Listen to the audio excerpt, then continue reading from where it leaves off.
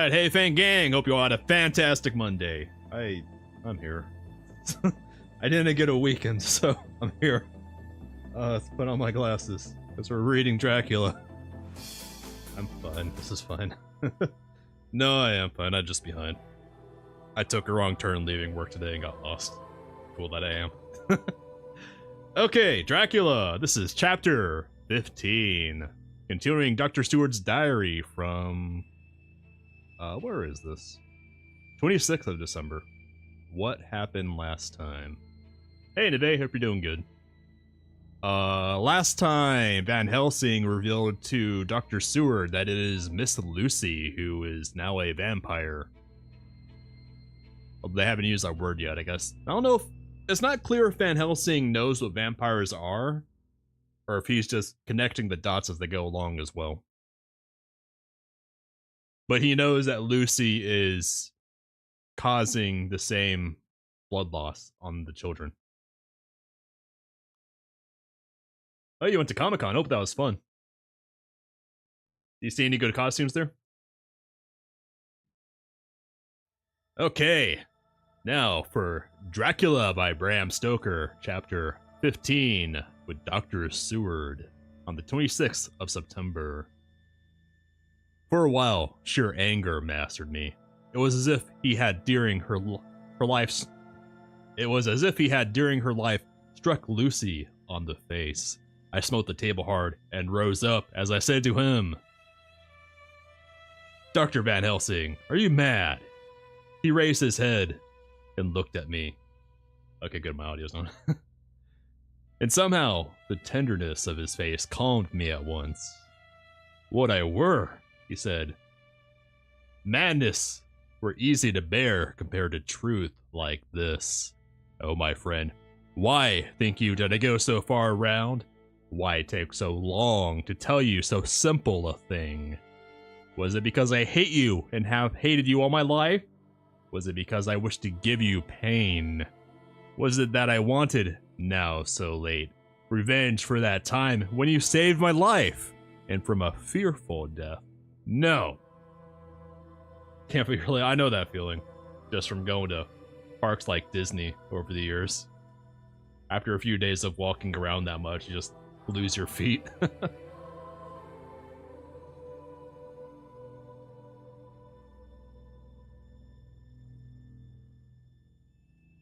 "Forgive me," said I. He went on. "My friend, it was because I wished to be gentle in the breaking to you, for I know you have loved that sweet lady. But even yet, I do not expect you to believe. It is so hard to accept at once any abstract truth that we may doubt such to be possible when we have always believed the no of it. It is more hard still to accept so sad a concrete truth, and of such a one as Miss Lucy. Tonight, I go to prove it. Dare you come with me?" This staggered me. A man does not like to prove such a truth. Byron accepted from the category jealousy. I thought Byron was the name. Maybe that used to mean something.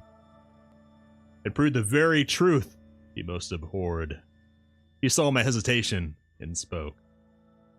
"The truth is simple, no madman's logic this time, jumping from tussock to tussock in a misty bog.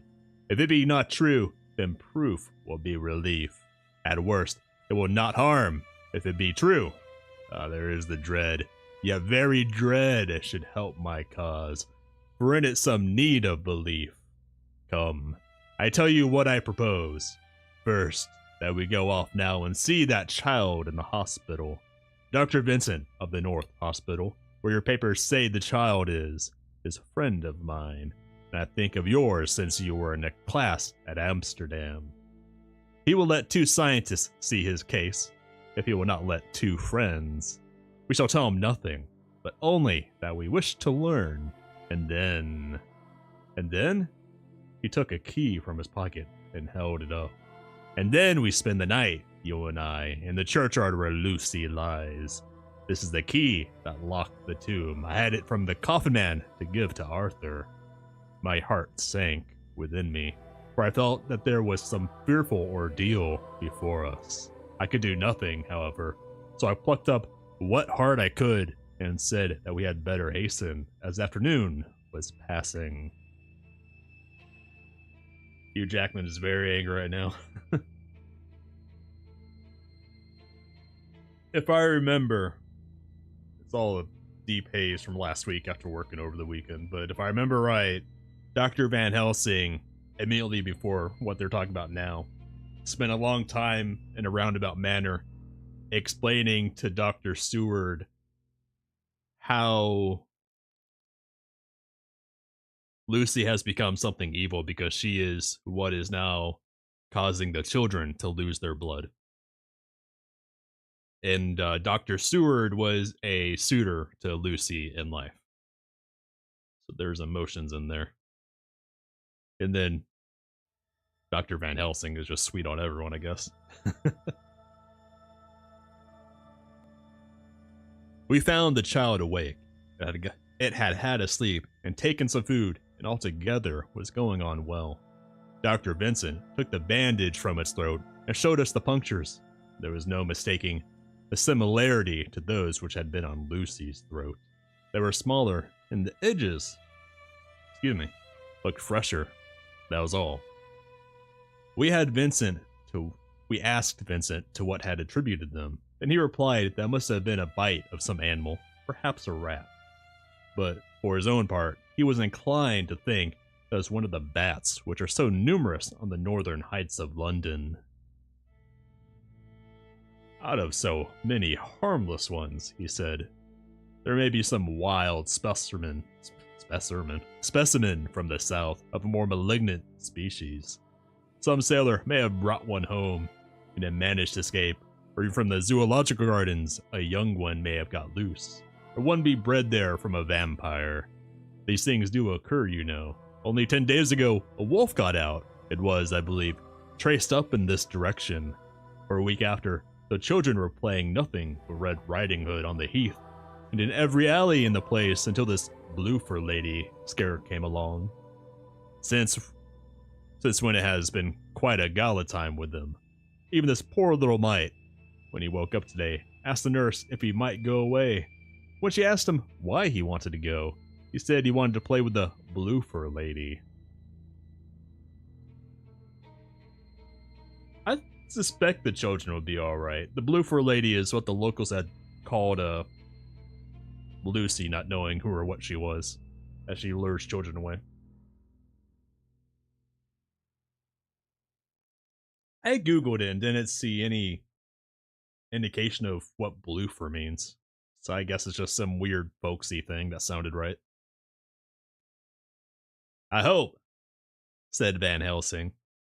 Now when you are sending the child home, you will caution its parents to keep strict watch over it. These fancies to stray are most dangerous, and if the child were to remain out another night, it would probably be fatal. But in any case, I suppose you will not let it away for some days? Certainly not. Not for a week at least. Longer if the wound is not healed. Our visit to the hospital took more time than we had reckoned on, and the sun dipped before we came out. When Van Helsing saw how dark it was, he said, "There's no hurry. It is more late than I thought. Come, let us seek somewhere that we may eat, and then we shall go on our way." We dined at Jack Straw's castle, along with a little crowd of bicyclists, and others who were genially noisy. About 10 o'clock, we started from the inn. It was then very dark, and the scattered lamps made the darkness greater when we were once outside their individual radius. The professor had evidently noted the road we were to go, for he went up unhesitatingly. But as for me, I was in quite a mix-up as to locality. As we went further, we met fewer and fewer people, till at last we were somewhat surprised when we met even a patrol of horse police going their usual suburban round. At last, we reached the wall of the churchyard, which we climbed over, with some little difficulty, for it was very dark, and the whole place seemed so strange to us. We found the Westenra tomb. Blue for like blue. Because dead. I mean, that kind of tracks, but I don't know. I'm guessing, my best guess on it is that bloofer was like some kind of slang back at the time when this was written. Some kind of weird old folksy Londonite slang. Or he just made it up, who knows. It is a really weird and kind of not serious sounding word to call a vampire monster though. Oh well. Westinratum. The professor took the key, opened the creaky door, and standing back, politely, but not unconsciously, motioned me to precede him. There was a delicious irony in the offer, and the courtliness of giving preference on such ghastly occasion. My companion followed me quickly, and cautiously drew the door to, after carefully ascertaining that the lock was a falling, and not a spring one. In the latter case, we should have been in a bad plight. When he fumbled in his bag and taking out a matchbox and a piece of candle, proceeding to make a light. The tomb, in the daytime, and when we wreathed with fresh flowers, had looked grim and gruesome enough. Excuse me, I need a Tylenol.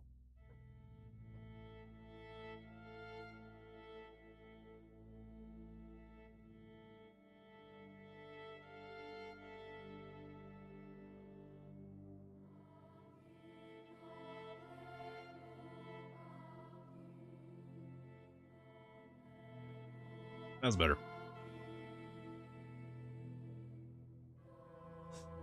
Excuse me. Where was I? Matchbox. Grim, gruesome enough. But now, some days afterwards, when the flowers hung lank and dead, their whites turning to rust and their greens to browns, when the spider and the beetle had resumed their accustomed dominance, when time discolored stone and dust encrusted mortar and rusty, dank iron and tarnished brass and clouded silver plating gave back the feeble glimmer of a candle. The effect was more miserable and sordid than could have been imagined. It conveyed irresistibly the idea that life, animal life, was not the only thing which could pass away. Maybe Bloofer is where she was first seen. Yeah, that would make more sense. Bloofer sounds like a funny, folksy word for a place. Now that you say that, yeah, I can see that. Or maybe Bloofer is like a word for heath over there. Yeah. Van Helsing went about his work systematically, holding his candle so that he could read the coffin plates, and so holding it that the sperm dropped in white patches which congealed as they touched the metal. What? Okay, I'm just gonna gloss over that. He made assurance of Lucy's coffin. Another search in his bag. He took out a turn screw. What are you going to do? I asked. To open the coffin, you shall yet be convinced. Straight away, he began taking out the screws, and finally lifted off the lid, showing the casing of lead beneath. The sight was almost too much for me. It seemed to be as much an affront to the dead as it would have been to have stripped off her clothing in her sleep whilst living. I actually took hold of his hand to stop him.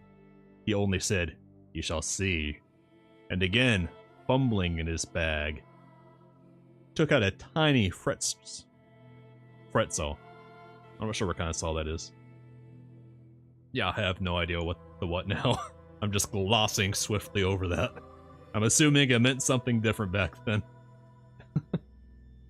Striking the turn screw through the lead with a swift downward stab, which made me wince. He made a small hole, which was, however, big enough to admit the point of the saw. I had expected a rush of gas from the weak old corpse. We doctors, who've had to study our dangers, have to become accustomed to such things. And I drew back towards the door. But the professor never stopped for a moment.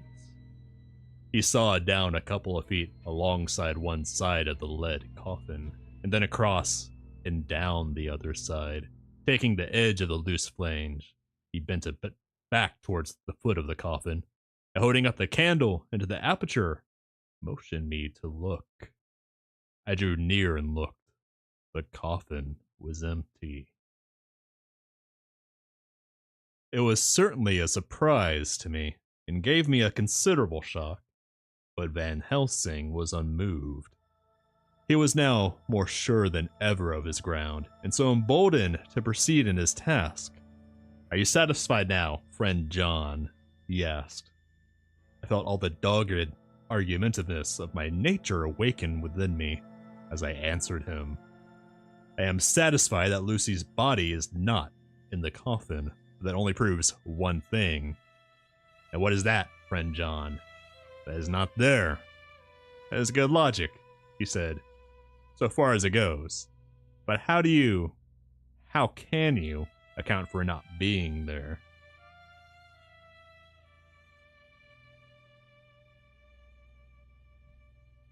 Good tea. "Perhaps a body snatcher," I suggested. "Some of the Undertaker's people may have stolen it." I felt that I was speaking folly, and yet it was the only real cause which I could suggest. The professor sighed. "Ah, well," he said, "we must have more proof. Come with me." He put on the coffin lid again, gathered up all his things, and placed them in the bag, blew out the light, and placed the candle also in the bag.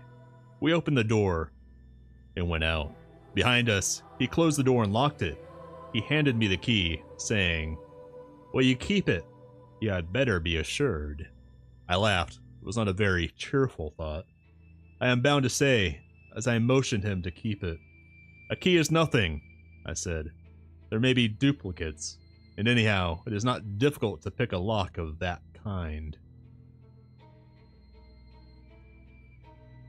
Body snatchers were actually a big problem back then, to my understanding. I forget exactly why, because it's been a while since I saw anything about it. But corpse thievery was a bit. That's what it was. It was back then they would steal corpses to sell on the black market to scientists for anatomical research and that medical sciences and that kind of thing. That's right. Duplicates, that kind. He said nothing, but put the key in his pocket. Then he told me to watch at one side of the churchyard, whilst he would watch at the other. I took up my place behind a yew tree, and I saw his dark figure move until the intervening headstones and trees hid it from sight. It was a lonely vigil. Just after I had taken my place, I heard a distant clock strike 12, and in time came 1 and 2. I was chilled and unnerved, and angry with the professor for taking me on such an errand with myself for coming. I was too cold and too sleepy to be keenly observant, and not sleepy enough to betray my trust, so altogether had a dreary, miserable time. Suddenly, as I turned around, I thought I saw something like a white streak moving between 2 dark yew trees at the side of the churchyard farthest from the tomb. At the same time, a dark mass moved from the professor's side of the ground and hurriedly went towards it. Then I too moved, but I had to go round the headstones and railed off tombs, and I stumbled over graves. The sky was overcast, and somewhere far off an early cock crew. A little way off, beyond a line of scattered juniper trees, which marked the pathway to the church, a white, dim figure flitted in the direction of the tomb. The tomb itself was hidden by the trees, and I could not see where the figure had disappeared. I heard the rustle of actual movement where I had first seen the white figure, and coming over, found the professor holding in his arms a tiny child. When he saw me, he held it out to me and said, "Are you satisfied now?" "No," I said in a way that felt was aggressive. "Do you not see the child?" "Yes, it is a child, but who brought it here? And is it wounded?" I asked. Medical students would go out, get somebody's homework.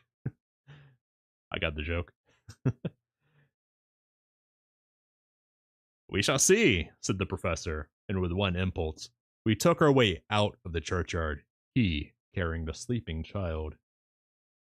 When we had got some little distance away, he went into a clump of trees and struck a match, and looked at the child's throat.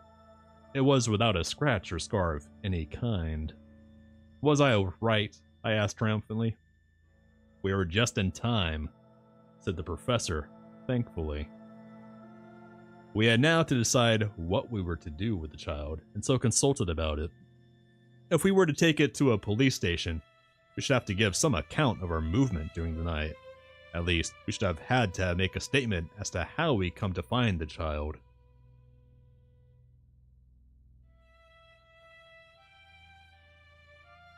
So finally, we decided that we would take it to the heath, and when we heard a policeman coming, we'll leave it where he could not fail to find it. We would then seek our way home as quickly as we could. All fell out well. At the edge of Hampstead Heath, we heard a policeman's heavy tramp, and laying the child on the pathway, we waited and watched until we saw it as he flashed his lantern to and fro.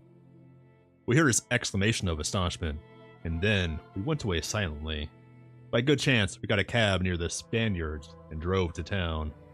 I cannot sleep, so I make this entry, but I must try to get a few hours sleep, as Van Helsing is to call for me at noon. He insists that I shall go with him on another expedition. The 27th of September, the next day. It was 2 o'clock before we found a suitable opportunity for our attempt. The funeral, held at noon, was all completed, and the last stragglers of the mourners had taken themselves lazily away. When, looking carefully from behind a clump of alder trees, we saw the sexton lock the gate after him. I thought that was like a nautical instrument for charting stuff. I don't know. We knew then that we were safe till morning did we desire it, but the professor told me that we should not want more than an hour at most. Again, I felt that horrid sense of the reality of things, in which any effort of imagination seemed out of place. And I realized distinctly the perils of the law which we're incurring in our unhallowed work. Besides, I thought it was all so useless. Outrageous as it was to open a leaden coffin to see if a woman dead nearly a week were really dead. It now seemed the height of folly to open the tomb again, when we knew, from the evidence of our own eyesight, the coffin was empty. I shrugged my shoulders, however, and rested silent, for Van Helsing had a way of going on his own road, no matter who remonstrated. Why they called the Spaniard out like that? I'm assuming that was like a name of a neighborhood in London. Remonstrated. Here we go. He took the key, opened the vault, and again courteously motioned me to proceed. The place was not so gruesome as last night, but oh, how unutterably mean-looking when the sunshine streamed in. Van Helsing walked over to Lucy's coffin, and I followed. He bent over and again forced back the leaden flange, and then a shock of surprise and dismay shot through me. There lay Lucy, seemingly just as we had seen her the night before her funeral. She was, if possible, more radiantly beautiful than ever, and I could not believe that she was dead. The lips were red, nay redder than before, and on the cheeks was a delicate bloom. "Is this a juggle?" I said to him. "Are you convinced now?" said the professor in response, and as he spoke, he put over his hand, and in a way that made me shudder, pulled back the dead lips and showed the white teeth. "See," he went on, "see, they are even sharper than before, with this and this," and he touched one of the canine teeth and that below it. "The little children can be bitten. Are you of belief now, friend John?" Once more, argumentative hostility woke within me. I could not accept such an overwhelming idea as he suggested. So, with an attempt to argue, of which I was even at the moment ashamed, I said, "She may have been placed here since last night. Indeed, that is so. By whom? I do not know. Someone has done it. And yet she has been dead 1 week. Most peoples in that time would not look so. I had no answer for this, so was silent. Van Helsing did not seem to notice my silence. At any rate, he showed neither chagrin nor triumph. Excuse me. He was looking intently at the face of the dead woman, raising the eyelids and looking at the eyes, and once more opening the lips and examining the teeth. Then he turned to me and said, "Here, there is one thing which is different from all recorded. Here is some dual life that is not as the common. She was bitten by the vampire when she was in a trance. Sleepwalking. Oh, you start. You do not know that, friend John. But you shall know it all later. And in trance could he best come to take more blood. In trance she died, and in trance she is undead too. So is that she differ from all other. Usually will undead sleep at home." As he spoke, he made a comprehensive sweep of his arm, designate what to a vampire was home. Their face show what they are, but this so sweet what she was, when she not undead, she go back to the nothings of the common dead. There is no maligning there, see. And so it make hard that I must kill her in her sleep. This turned my blood cold, and it began to dawn upon me that I was accepting Van Helsing's theories. That if she really were dead, what was their terror in the idea of killing her? He looked up at me and evidently saw the change in my face, for he said almost joyously, "Ah, you believe now." I answered, "Do not press me too hard all at once. I am willing to accept. How will you do this bloody work? But if you go back and she's there again, we're going to have another problem." They have another problem. "I shall cut off her head and fill her mouth with garlic, and I shall drive a stake through her body." That's a bit extreme. I feel like you only need to do one of those things, man. It made me shudder to think of so mutilating the body of the woman who I had loved. And yet the feeling was not so strong as I had expected. I was, in fact, beginning to shudder at the presence of this being, this undead, as Van Helsing called it, and to loathe it. Is it possible that love is all subjective, or all objective?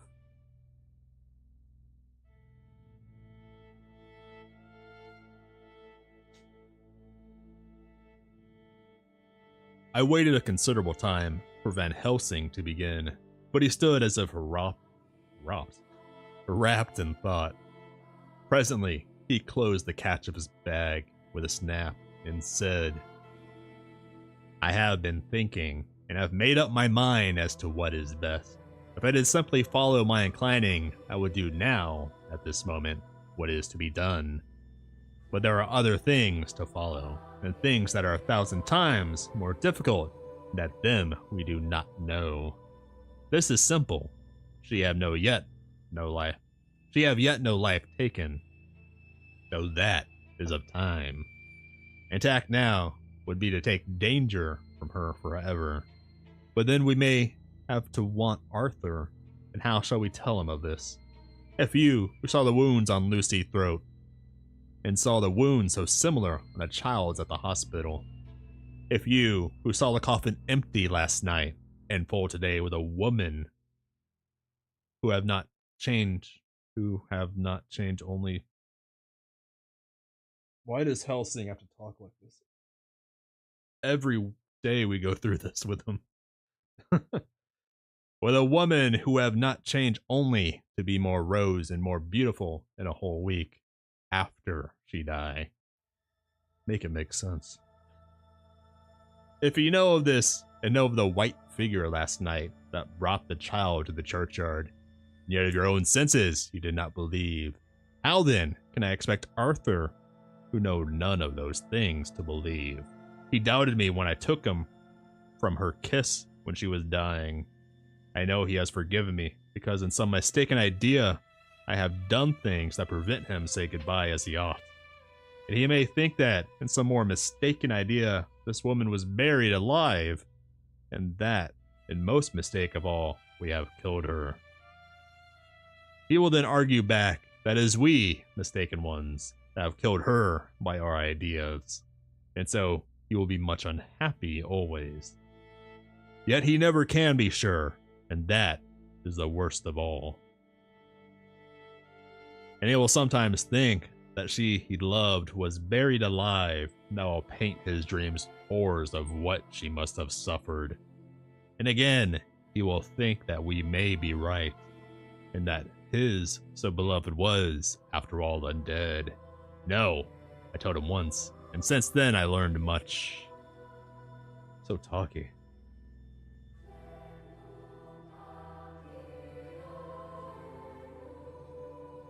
Now, since I know it is all true, 100,000 times more do I know that he must pass through the bitter waters to reach the sweet.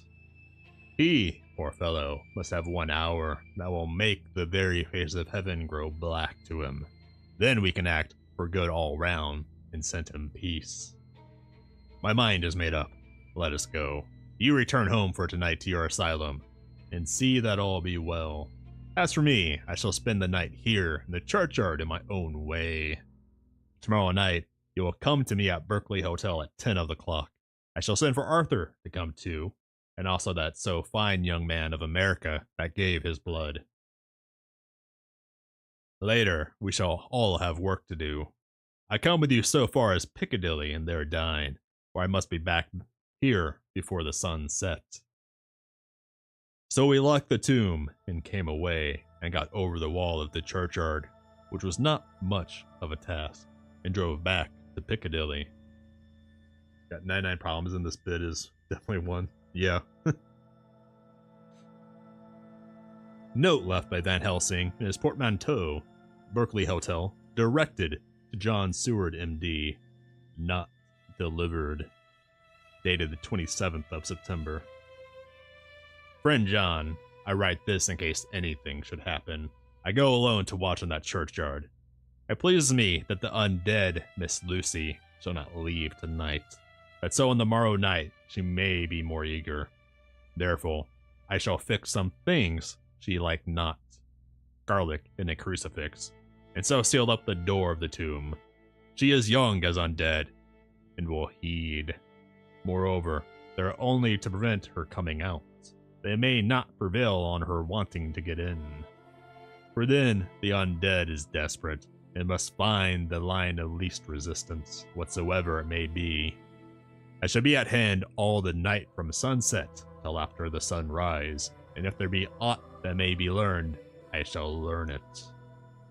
For Miss Lucy, or from her, I have no fear. But that other to whom is there that she is undead, he have now the power to seek her tomb and find shelter. He is cunning, as I know from Mr. Jonathan, and from the way that all along he have fooled us when he played us for Miss Lucy's life, and we lost. And then when I don't know what I was saying there. And in many ways, the undead are strong. He have always the strength in his hand of 20 men. Even we 4 who gave our strength to Miss Lucy, it was also is all to him. Besides, he can summon his wolf, and I know not what. So if it be that he come thither on this night, he shall find me, but none other shall, until it be too late. But it may be that he will not attempt the place. There is no reason why he should. His hunting ground is more full of game than the churchyard where the undead women sleep, and the one old man watch. Therefore, I write this in case. Take the papers that are with this, the diaries of Harker, and the rest, and read them. And then find this great undead, and cut off his head, and burn his heart, and drive a stake through it, so that the world may rest from him. If it be so, farewell, Van Helsing. To really go all in on the vampire killing. I mean, if you stake the heart, I mean, first off, if you burn the heart, you can't stake it anymore. It's cinder. So it's all a bit redundant. But Dr. Seward's diary on the 28th of September, the next day. It is wonderful what a good night's sleep will do for one. Yesterday, I was almost willing to accept Van Helsing's monstrous ideas, but now they seem to start out lurid before me as outrageous and uncommon sense. I have no doubt that he believes it all. I wonder if his mind can have become in some way unhinged. Surely there must be some rational explanation of all these mysterious things. Is it possible that the professor can have done it himself?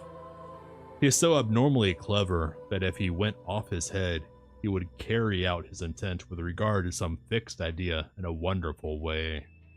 I am loath to think of it, and indeed, it would be almost a great marvel, as the other to find that Van Helsing was mad.